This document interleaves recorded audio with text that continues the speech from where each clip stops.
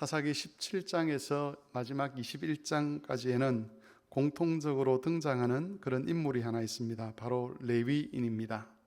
17장에서는 한 레위인이 에브라임 지파 미가라는 사람의 가정의 제사장이 되는 내용을 다루고 있습니다. 여기서 중요한 것은 이것이 하나님의 율법과는 상관없이 이루어진 일이었다는 겁니다. 원래 제사장은 레위 지파 중에서도 아론의 계열에 속한 후손들에게만 부여되는 직분이었습니다. 또한 제사장은 한 가정에 속하는 것이 아니라 이스라엘 백성 전체의 신앙과 관련된 일을 해야만 했습니다. 그런데도 17장에 등장하는 그 레위인은 아론의 후손이 아니면서도 제사장이 되고, 그것도 한 가정에 속해서 여호와의 이름으로 우상의 신당을 지키는 그런 제사장이 된 것입니다. 만일 이스라엘 백성들이 율법을 제대로 지키려고 했다면 절대로 이런 일들이 일어나지는 않았을 것입니다. 그러나 자기 소견에 옳은 대로 행하는 사람들에게는 그 모든 것이 아무런 문제가 되지 않았습니다. 오늘 읽었던 18장에 와보면 이 문제가 한 가정의 문제로 그치지 않는다는 것이 드러납니다. 18장은 단지파 사람들이 땅을 차지하지 못한 이야기로 시작합니다. 단지파 사람들은 아말렉 사람들을 두려워해서 그들과 제대로 된 전쟁을 한 번도 해보지 못하고 기업으로 얻은 땅을 포기해버렸습니다. 그리고 그들이 살 수 있는 다른 적당한 곳을 찾아다니게 됩니다. 그러던 중에 에브라임 산지에 있는 미가의 집에 있는 신상과 에복과 드라빔에 대해서 알게 되었습니다. 그리고 거기에 레위인이 제사장으로 있는 것도 알게 되었습니다. 단지파 사람들은 라기스로 이주를 하게 되는데 그 이주하는 여정 중에 미가의 집을 다시 방문을 합니다. 그리고 거기 있는 신상과 에복과 드라빔을 도둑질하고 거기 있던 레위인 제사장도 함께 데리고 떠납니다. 이때 단지파 사람들이 레위인 제사장에게 한 말이 19절 하반절에 기록되어 있습니다.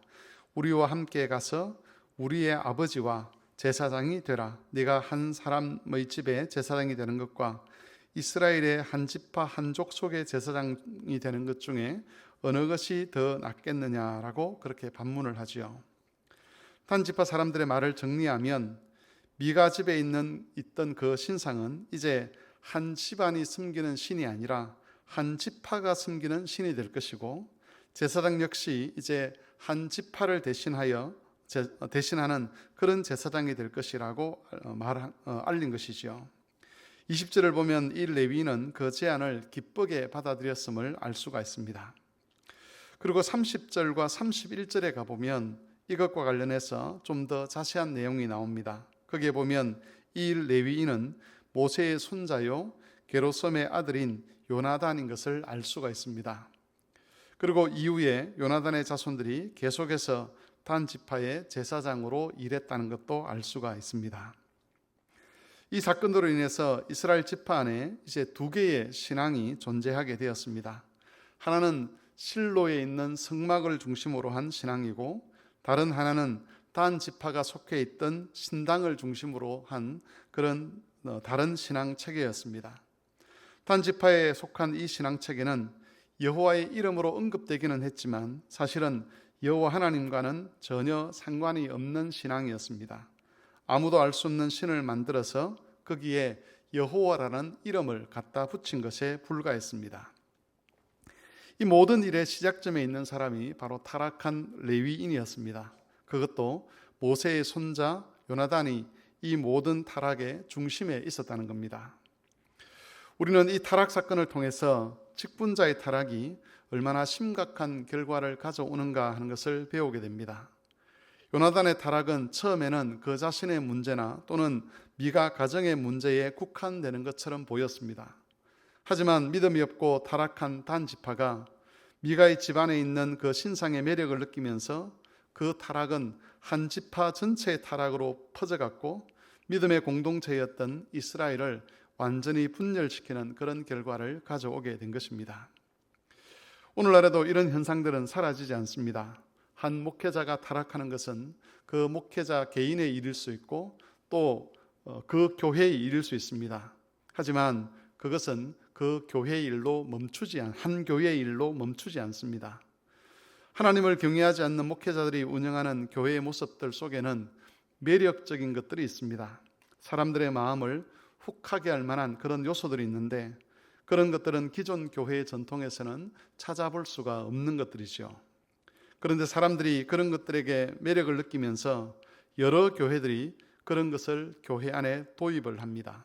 이런 과정에서 그것들이 하나님 말씀에 부합하는지, 찬양을 그렇게 불러도 되는 것인지, 기도를 그렇게 해도 되는 것인지, 예배를 그런 식으로 드려도 되는 것인지를 사람들은 묻지 않습니다.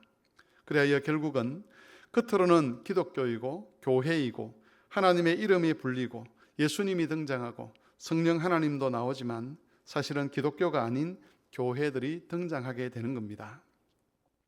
이것은 꼭 남의 이야기만은 아닙니다. 우리 고신교단 안에도 그런 것들이 많이 들어와 있습니다. 이런 시대에 우리가 기도해야 할 것은 이런 악한 풍조가 우리를 미혹하지 아니하도록 하나님께서 도와주시기를 구하는 겁니다.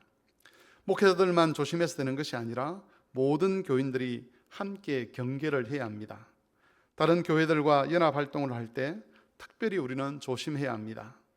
말씀의 조명을 받아본 적이 없는 것임에도 불구하고 멋있어 보이고 은혜스러워 보이고 교회가 활력 있어 보인다고, 또 교회가 부흥하는 것처럼 보인다고 해서 그것을 우리 교회 안에 그대로 가져오려고 하면 결국 단지파가 타락한 것처럼 그렇게 교회가 타락해 가게 되는 것입니다. 교회 여러분, 교회를 지켜간다는 것은 결국 우리 소견에 옳은 대로 행하는 것이 아니고 하나님의 말씀대로 하는 것입니다. 아무리 우리에게 좋아 보이고 우리를 복되게 할 것처럼 보인다 할지라도 하나님의 말씀의 조명 아래서 그것이 옳은 것인지 그런 것인지 다시 살펴보고 하나님 말씀에 부합할 때 받아들이는 그런 태도가 바로 진리를 지켜가는 것이고 교회를 지켜가는 것입니다. 우리 성막교회와 교우들이 이 시대에 유행하는 거짓된 신앙 풍조에 속지 아니하고 하나님 말씀 안에서 믿음을 지켜가기 위해서는 우리 모두의 노력이 필요할 것입니다. 이 새벽 시간에는 이 기도 제목을 두고 함께 기도했으면 좋겠습니다. 하나님께서 우리를 세상의 헛된 그런 풍조에서 지켜주시기를, 우리가 거짓된 신앙의 풍조에 미혹되지 않도록 도와주셔서 우리 교회가 진리 안에서 하나님의 참된 은혜를 경험하는 그런 교회가 될 수 있도록 함께 기도하시고 개인적인 기도 제목으로 기도하시겠습니다.